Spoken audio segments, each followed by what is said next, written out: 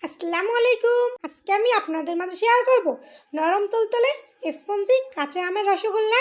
অনেক তো রসগোল্লা খেলে, এবার নয় কাঁচা আমের রসগোল্লা খাওয়া হয়ে যাক। তাই আর দেরি না করেই চলুন শুরু করা যাক আমাদের আজকের রেসিপি। এবার চুলে একটা প্যান বসিয়ে দিয়ে দিলাম 1 লিটার গরুর দুধ।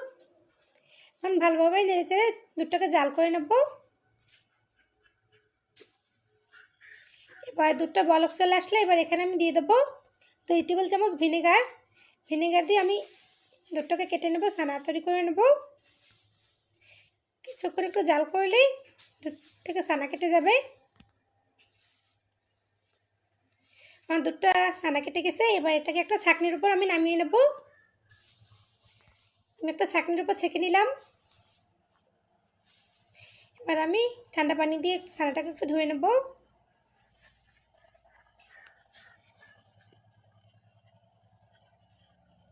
এবার ছানা থেকে এক্সট্রা পানিতে আমি এভাবে একটু চেপে ঝরিয়ে নেব। আপনারা তাহলে সুতি কাপড়েও এই ছানাটাকে ছেঁকে নিতে পারেন, এভাবে ছাঁকনির উপর ছেঁকে নিলেও হবে। আমি ভালোভাবে পানিটাকে ঝরিয়ে নিয়েছি। এবার একটা প্লেট আমি নিয়ে নিলাম। এখন ভালোভাবে ছানাটাকে আমি মথে নেব। ছানাটা যত পারফেক্টভাবে মথে নেওয়া যাবে মিষ্টিগুলো বানাতে তত সুবিধা হবে, মিষ্টিগুলো ফেটে যাবে না। এবার এখানে আমি দিয়ে দিলাম সামান্য একটু সবুজ ফুড কালার, কাঁচা আমের লুকটা আনার জন্য।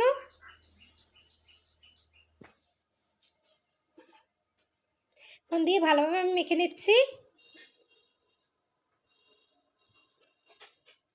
আমার ভালোভাবে মেখে নেওয়া হয়ে গেছে। এবার আমি মিষ্টিগুলো বানিয়ে নেব।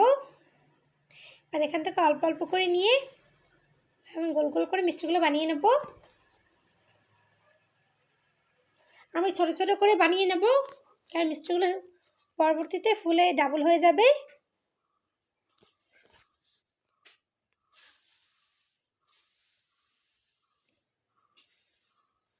আমি এক এক করে মিষ্টিগুলো বানিয়ে নিচ্ছি। এভাবে আমি সবগুলো বানিয়ে নেব। আমি সবগুলো মিষ্টি বানিয়ে নিয়েছি। এবার এগুলোকে আমি চিনি শিরায় দেব।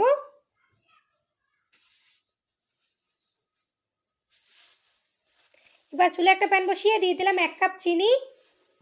এবার দিয়ে দেবো এখানে আমি 1.5 কাপ পানি। দিয়ে দেবো দারচিনি, এলাচ। এখন ভালোভাবে নেড়ে চেড়ে একটা শিরা তৈরি করে নিতে হবে।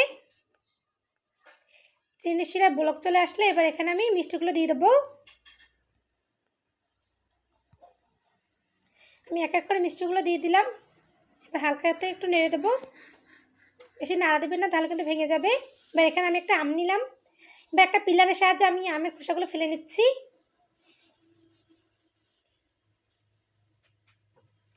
আমি আমের খোসা ফেলে নিয়েছি। এবার আমি আমটাকে কেটে নেব। আমি আমটাকে দুভাগ করে নিলাম। এবার আমের ভিতরে আটিটা ফেলে দিলাম।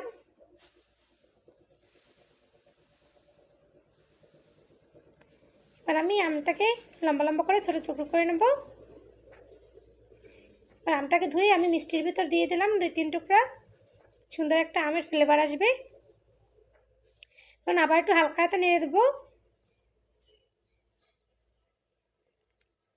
আমি হালকা হাতে কিছুক্ষণ একটু নেড়ে দিলাম। এবার একটা ঢাকনা দিয়ে ঢেকে 10 থেকে 15 মিনিট মিষ্টিগুলোকে জাল করে নিতে হবে।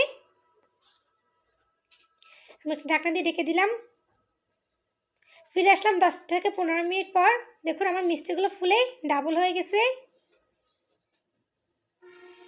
এখন অল্প কিছুক্ষণ একটু জাল করে মিষ্টিগুলোকে নামিয়ে নেব। আমার মিষ্টিগুলো জাল করে নেওয়া শেষ। এবার আমি এগুলোকে হালকা একটু ঠান্ডা করে পরিবেশন করে নিচ্ছি। আমি একটা বাটিতে পরিবেশন করে দেখাচ্ছি। খুব সহজে বানিয়ে নিলাম নরম তুলতুলে স্পঞ্জি কাঁচা আমের রসগোল্লা। অনেক ধরনের তো রসগোল্লা খেলেন, এবার নয় কাঁচা আমের রসগোল্লা খাওয়া হয়ে যাক। আমার ভিডিওটি ভালো লাগলে লাইক কমেন্ট শেয়ার করবেন। এতক্ষণ আমার সঙ্গে থাকার জন্য আপনাদের সবাইকে অসংখ্য ধন্যবাদ। আসসালামু আলাইকুম।